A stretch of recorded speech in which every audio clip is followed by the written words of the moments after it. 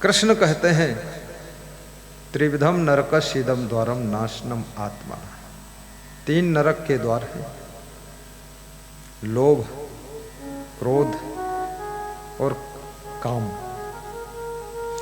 जब आपके अंदर कामना प्रचंड रूप लेती है तो तुम कामना को पूर्ण करने के लिए गलत भी करते हो, पाप भी करते हो, महापाप भी करते हो और ऐसे से कर्म कर देते हो जिस कर्म के फल से नरक भोगते हो। इसलिए कामनाओं पर भी कंट्रोल रखें। दूसरा है क्रोध। क्रोध सबके अंदर है, कीड़े मकोड़ों के अंदर, सांप बिच्छू के अंदर, शेर बाघ के अंदर, गाय भैंस के अंदर, स्त्री के अंदर, पुरुष के अंदर, बच्चों के अंदर, मामा के अंदर, भांजा के अंदर, दमादम मस्त कलंदर, क्रोध है सबके अंदर। अब ये गुस्सा सबके अंदर है, बहू के अंदर भी, सासू के अंदर भी। लेकिन हर समय कोई क्रोधित नहीं होता है, हर समय कोई गुस्सा नहीं करता, क्योंकि गुस्सा करने से थकान बहुत आती है। आप क्रोध करो 2-4 मिनट में थक जाओगे, हफ जाओगे, फेफड़े फूल जाएंगे। आप खुश तो रह सकते हो 24 घंटे, लेकिन गुस्सा में 24 घंटे नहीं रह सकते। और ज्यादा गुस्सा जिनको आती है उनकी बुद्धि कम हो जाती है, ज्यादा क्रोध जिनको आता है उनका विरोध भी ज्यादा होता है। और जो लोग सही बात पर भी नाराज होते हैं उनका भाग्य भी बिगड़ जाता है। जो सही बात को सुनना ही नहीं चाहते, क्रोध और अहंकार में डूबे हुए, वह लोग अपने भविष्य को बिगाड़ देते हैं। याद रखना, क्रोध करना एक सहज बात है, लेकिन क्रोध को काबू करना एक तपस्या का फल है। जिनके पास में सहनशीलता बहुत है, गम खाने की सामर्थ्य बहुत है, बल्दी डल्लफ मचियाई चले, माहू रस घोंट पी गे। माहूर कहते जहर को। जब अलीगंज से पार भये तो बवई बधिया बैठ गई, महाराजगंज से पार भये तो बवई बधिया बैठ गई। अब बल्दी धर पूंछ मिरोड़ दीन व पूंछ हुए से टूट गई। और कितने लोग जानवरों पर भी बहुत गुस्सा हो जाते हैं। कई लोग जानवर के ऊपर तेजाब डाल देते हैं, कोई बांका चला देता है, कोई कुल्हाड़ी मार देता है। लेकिन याद रखना, जानवर के अंदर अपने और पराये का भाव नहीं। किसी का खेत हो, किसी का अनाज हो, किसी का चारा हो, जानवर को भूख लगती है, वो अपना समझकर खा लेता है। उसको ऐसा लगता मेरे लिए ही। लेकिन मनुष्य के अंदर अपने और पराये का ज्ञान होता है कि अपना खेत है, पराया खेत है, ये अपना पेड़ है कि दूसरे का पेड़ है, ये अपना घर है कि दूसरे का घर है। वही व्यक्ति जब भोजन करने के लिए घर में आता है तो जोश में आता है, लेकिन वही व्यक्ति जब कहीं मेहमान बनता है तो सिर झुकाकर चुपचाप भोजन करके निकल जाता है, क्योंकि वो जानता है ये पराया घर है, ये अपना घर नहीं है, यहाँ सन्न फन्न नहीं चलेगी, यहाँ तो चुपचाप खा लो, निकल जाओ, यही ठीक है। जब तुम किसी दूसरे के घर में जाते हो, नमक कम है, ज़्यादा है, मिर्चा बहुत है या नहीं है, स्वाद है या नहीं है, खिचड़ी है कि रबड़ी है, आप मन मार कर खा लेते हो। ये भी नहीं कहते भोजन अच्छा नहीं लगा, लेकिन अपने घर में थाली फेंकते, भात फेंकते, दाल फेंकते और चिड़चिड़ चिड़चिड़ करके भागते हो। इतना जोर से भागते हो संतोषपुर से कि मनेरू गांव में पहुंच जाते हो। क्यों ऐसा होता है? जहां जहां तुम सोचते हो मेरा अधिकार है, जहां जहां तुम सोचते हो ये मेरा है, वहां वहां तुमको ज्यादा जोश आए। इसलिए याद रखना, आपकी पत्नी जरूर है, लेकिन इसको ये मत समझो कि आपने खरीद लिया है। ये कोई सामान नहीं है जो 2-4 लाख में खरीद के बैठे। ये फ्रिज नहीं है जो 22,000 का ले आए। ये टीवी नहीं है, ये बीवी है। ये पैसे से नहीं, ये प्रेम से ही रहेगी, प्रेम से ही रहेगी। और ये भी मत समझो कि हमने पति को खरीद लिया। कितनी स्त्रियां बहुत ज़्यादा दहेज दे करके ससुराल आती हैं तो ऐसे ठसक के पांव धरती है कि भूकंप आता है, और धमक के पायल बजाती है तो सासू को दिमाग में ठनक जाता है, और ऐसा चूड़ियाँ छम छम करती हैं तो पति भी देख कर उलझ जाता है, ये क्या करना चाहती है। उसको पता नहीं 10 लाख दिया है, तुम्हारा 10वां तो कर ही देगी ये। इसलिए बहुत दहेज के चक्कर में भी मत पड़ो। ज़्यादा दहेज लेने का अर्थ है आपने अपने बेटे को बेच दिया है, अपने बेटे को बेचा है 10 लाख 20 लाख। और जो तुम कहते हो कि दहेज में कार मिली, कार तो मिल गई, लेकिन बहू जो मिली है वो अहंकार भरी मिली। कार के साथ अहंकार बैठ कर आया है। कार मिले ना मिले, लेकिन दुल्हन के रूप में, बहू के रूप में संस्कार वाली बहू मिलना चाहिए। और जिसके घर में संस्कार वाली बहू है, याद रखना, बहू आकर उस घर को स्वर्ग बनाती है। संस्कार कहां से मिलेगा?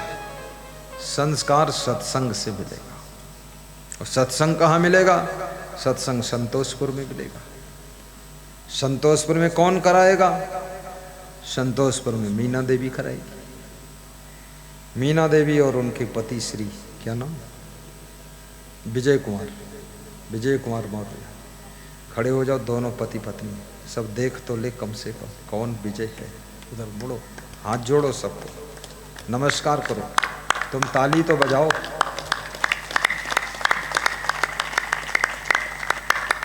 बैठो, विराजो बेटी, मीना जी बैठ जाओ।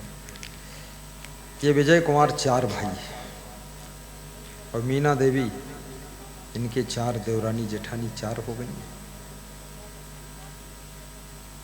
पीछे जो बात कर रहा है इसको मना करो। ये पूरा हिंदुस्तान यही चलाता है। चले जाओ, डरो मत। यहाँ हाले डोले से थोड़े समझेगा। कौन है आदमी? पुलिस वाला है क्या? मना कर दो। कौन है? तुम जाओ, इसकी बुद्धि नहीं, उधर भगाओ। मना कर दो इसको कि भैया मान जाओ, लाल। देखिए, बहुत मोबाइल से बात करके आप किसी को समझाकर बुद्धिमान नहीं बना सकते। आप घंटों समझाओ, वो जैसा उसके पास बुद्धि है वैसा ही करेगा, क्योंकि बुद्धि कुदरती होती है, ठोंक बजा कर आएगी नहीं। इसलिए ज़्यादा बात मत करो। ज़्यादा जिसको समझाओगे वो तुम्हारा शत्रु हो जाएगा। सासुएं ज़्यादा बहू को समझाती हैं, इसलिए बहू सासू से नाराज हो जाती है कि ये हमको पूरा मूर्ख ही समझ ली, हर समय प्रवचन सुनो। और कितनी सासुएं वास्तव में स्वयं मूर्ख है। कहीं चलेंगी, बहुरिया के अंगुरी पकड़े दी, अरे जय देवी कहूँगी, अंगुरी काहे पकड़े? ये तो छलांग वाली लड़की है, इसको अंगुली पकड़ने की जरूरत नहीं है। हमारे पास में इतने संत, हम इनकी अंगुरी पकड़ते हैं। ये हमारी पकड़े अंगुरी, हम इनकी काहे पकड़े? क्योंकि हमका गिरक धोखा कम है, इन्हें एक धोखा ज्यादा है। आदमी 2 तनस गिरत है, या तो शरीर से गिर जाए या तो मन से गिर जाए। ज्यादा बहुरी एक चक्कर में न पड़ो। लपसी खवैया हो लपसी बनावे तो, हलवा खवैया हो हलवा बनावे तो। अब ज़्यादा कचौरी खवैया है, दिन भर कचौरी बनावे, हमें क्या करेंगे? ज़्यादा कंट्रोल भी मत करिए। कभी कभी उसका मन खाने का होता है, बनाने दो, खाने दो। तुमको खाना है खाओ, नहीं खाना मत खाओ, स्वास्थ्य के लिए। अभी एक रामहेत की पत्नी सिरसवई से आई थी, तो यहाँ कचौरी लाई है, और बड़ा लाई है, और गुझिया लाई है, पिचकिया, एक थैला भर। कहाँ है बैठी? खड़ी हो जाए, ये देखो लाई, बड़े श्रद्धा से लाई। तो सब बताया ये सामान है, खोल के मैंने देख लिया, खोल के देख लिया, फिर संतों के बीच में रखवा दिया। और संत जिसकी श्रद्धा होगी तो एक एक कचौरी खा लेगा, और जिसकी श्रद्धा ज़्यादा होगी तो दो दो गुजिया खा लेगा, और जिसकी श्रद्धा नहीं होगी तो वो संतोष कर लेगा, और जिसका ज़्यादा इच्छा होगी तो 10-20 खा लेगा। कोई बात नहीं, ले जाओ। अगर कोई पूरा भी खा ले तो भी दुखी नहीं होना है, कम से कम उसका मन खुश हो गया। अपन तो ठीक है, दाल चावल भी खा लेंगे, और दाल चावल भी एक दिन नहीं खाओगे तो और ज़्यादा बुद्धि बढ़ जाएगी। बहुत खाने की ज़रूरत ही नहीं। आदमी ज़रूरत से ज़्यादा खा रहा है, ज़रूरत से ज़्यादा सो रहा है, ज़रूरत से ज़्यादा कपड़े पहन रहा है, ज़रूरत से ज़्यादा आदमी बोल रहा है, ज़रूरत से ज़्यादा मोबाइल रख रहा है, ज़रूरत से ज़्यादा आदमी सारा उपद्रव खड़ा कर चुका है। आवश्यकताओं में जो जीवन जीता है उसे सुख मिलता है, और जो इच्छाओं में जीवन जीता है उसको बेहद दुख मिलता है। और जो व्यक्ति विवेक पूर्वक जीवन जीता है उसको अथाह शांति मिलती है, अथाह शांति मिलती है। अपने पति को भी संभाल कर रखो। आत्मा अजर अविनाशी है, शरीर नाशवान है। शरीर किसी का अमर नहीं, न चाहते हुए शरीर एक दिन मर जाता है, और न चाहते हुए आत्मा पंछी एक दिन शरीर के पिंजड़े को छोड़कर उड़ जाता है। पिंजरा नहीं है काम, पंछी उड़ जाइए। इस आत्मा को पंछी का नाम दिया गया है कि ये पंछी है, और इस शरीर को 10 द्वार का पिंजड़ा बताया गया है कि 10 द्वारे का पिंजड़ा, ये नाक, आंख, मुंह, कान, ये सब द्वार है। 10 द्वारे का पिंजड़ा, तामे पंछी पौन, रहीबे को अचरज बड़ा जात अचंभव कौन। और 10 द्वार खुले, फिर भी पंछी बैठा है। इस शरीर के पिंजड़े में 100 साल तक बैठा रहता है, 80 साल तक बैठा रहता है, 50 साल तक बैठा रहता है, उड़ता ही नहीं, निकलता ही नहीं। कितने लोग बूढ़े हो जाते हैं, कमजोर हो जाते हैं, भगवान से प्रार्थना करते हैं, भगवान अब हमको मौत भेजो, यमराज को भेजो, हमारा कागज कहीं भूल गए हो क्या, हमारा रजिस्टर पलटो, हमारा पूरा हो गया काम, अब हमें ले चलो यहाँ से। दुनिया में मैं जीना नहीं चाहता, रहना नहीं चाहता। अब वो मरना चाहते हैं, फिर भी मर नहीं रहे, और 10 द्वार खुला है, और मन कहता मर जाऊं, फिर भी मरते नहीं है। घर के लोग भी सेवा करते करते ऊब गए, बीमारी से ऊब गए, अस्पताल में भर्ती रह करके 10 लाख खर्च हो, बीमारी ठीक हो नहीं रही, तकलीफ बहुत बढ़ रही है, दर्द खूब हो रहा है। जो बीमार है वो भी मरना चाहता है, और जो उसकी सेवा कर रहे हैं उसके बेटे बहू, वो भी अब प्रार्थना कर रहे हैं कि इतना दुख देख करके, सास ससुर का दुख, माता पिता का दुख देखकर सहा नहीं जाता। हे भगवान अब इनको ले जाओ। अब भगवान ऐसा है, बड़ा तमाशा करता है। जब घर के सभी बोल देते हैं ले जाओ ले जाओ ले जाओ, तब एक दिन आकर उठा लेता है और लेकर चल देता है। तो लोग उस दिन मन ही मन खुश होते हैं, आज उनका भी दुख छूट गया और हमारा भी पिंड छूट गया। चले गए, अब बूढ़े थे, कमजोर थे। अब ये बहुत कठिन काम है, क्योंकि बहुत कमजोर शरीर, बूढ़ा शरीर, असमर्थ शरीर, बीमार शरीर, रोगी शरीर ज्यादा दिन अगर रह जाए तो उसको ढोना ही पड़ता है। और बीमारी में दवा जितनी खाओ उतना रिएक्शन होता है, पैसा भी बहुत खर्च होता है। एक साधु बोल रहा था कि हम ये दूसरे साधु के साथ नहीं रहेंगे। तो हमने कहा क्या हुआ? बोले लाखों रुपए की दवा खाई गई। तो हमने कहा क्यों खाई? कहीं हालत डौलत नहीं है, बैठ रहे थे, झाड़ू भी नहीं लगाओ थे। और बीमार होते, थोड़ा हल डोलें तो ठीक हो जाए। तो हम कहते तो तुम हलाई डोला दिया करो। बोले तन को हाल डोले कह दे तो नाराज बहुत होते, तो हम इनके साथ रही भाई नहीं करी। बोले हमारी दक्षिणा सब यह दवाई खाएगी, हम भाई साझा ना करीब इनका।